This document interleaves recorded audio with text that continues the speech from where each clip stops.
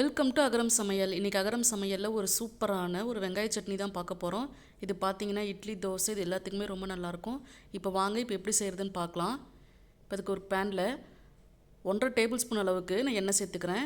எண்ணெய் சூடானதும் 6 பல் பூண்டு, 2 மீடியம் சைஸ் பெரிய வெங்காயத்தை இந்த மாதிரி நான் கட் பண்ணி சேர்த்துக்கிறேன். இப்போ இதை சேர்த்துட்டு நல்லா வணக்கி விட்டுக்கோங்க. வெங்காயம் நல்லா கண்ணாடி பதம் வர வரைக்கும் நல்லா வணக்கி விட்டுக்கோங்க. இப்போ அது கூடவே 6 காஞ்ச மிளகாவை நான் சேர்த்துக்கிறேன். உங்களோட காரத்துக்கு ஏற்ப நீங்கள் கூடவோ குறையவோ நீங்கள் சேர்த்துக்கோங்க. இப்போ இதை சேர்த்துட்டு நல்லா கிளறி விட்டுக்கோங்க.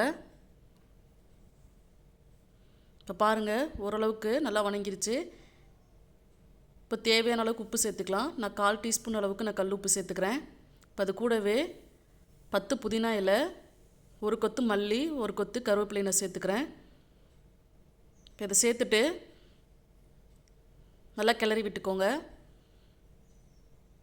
இப்போ அது கூடவே 1.5 டேபிள் ஸ்பூன் அளவுக்கு நான் பொட்டுக்கடலை எண்ணெய் சேர்த்துக்கிறேன்.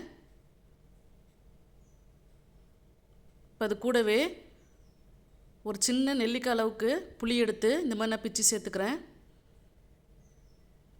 இப்போ இதை நல்லா கிளறி விட்டுட்டு நல்லா ஆறுனொன்று அரைச்சி எடுத்துக்கலாம்.